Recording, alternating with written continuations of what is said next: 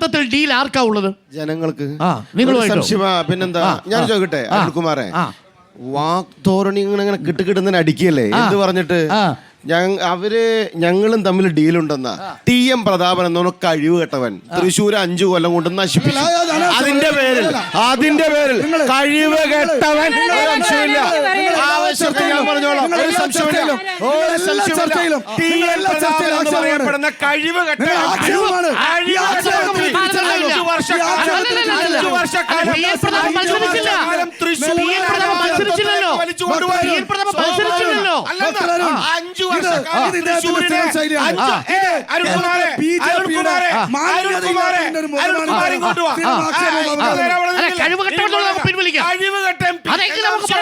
കഴിവില്ലാത്തവനെ കഴിവ്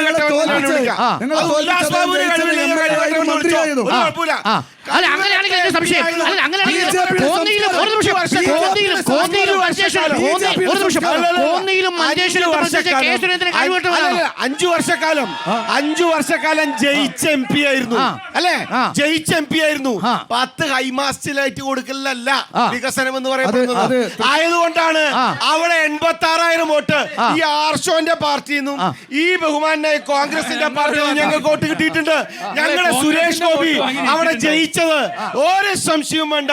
ജനങ്ങൾ കൃത്യമായി ഞങ്ങളെ അംഗീകരിച്ചുകൊണ്ട് വോട്ട് ചെയ്തിട്ടാ.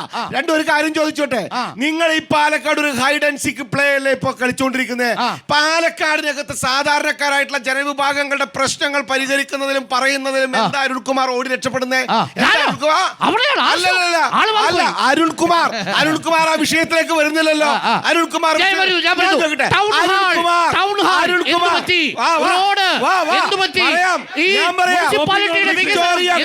പഠിപ്പിച്ചിരുന്ന അധ്യാപകരല്ലേ?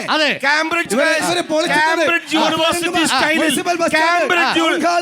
അല്ല, മുനിസിപ്പൽ ബസ് സ്റ്റാൻഡ് സ്ത്രീകൾ എന്ന് പറയപ്പെടുന്ന 2.5 കോടി രൂപ വയസ്സ് കഴിഞ്ഞ അച്ഛനമ്മമാർക്കും 5 ലക്ഷം രൂപ എല്ലാ വർഷവും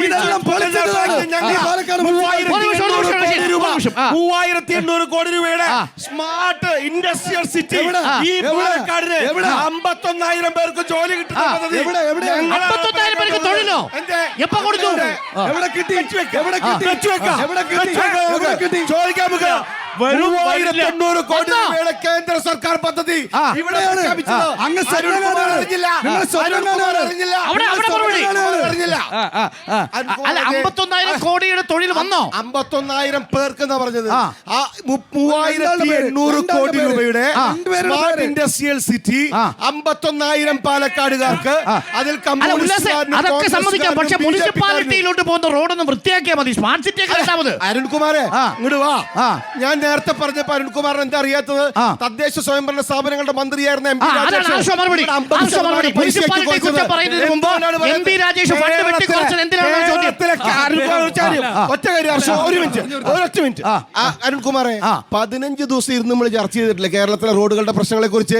അവിടെയൊക്കെ ഈ തദ്ദേശ സ്വയംഭരണ സ്ഥാപനങ്ങൾക്ക് ഇവർക്ക് കുറച്ച് 50% പൈസയുടെ പ്രശ്നമുണ്ട്.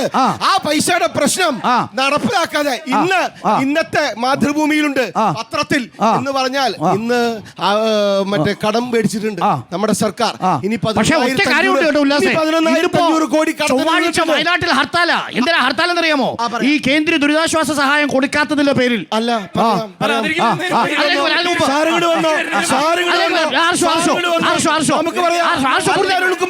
വയനാട് വിഷയം പറയണം.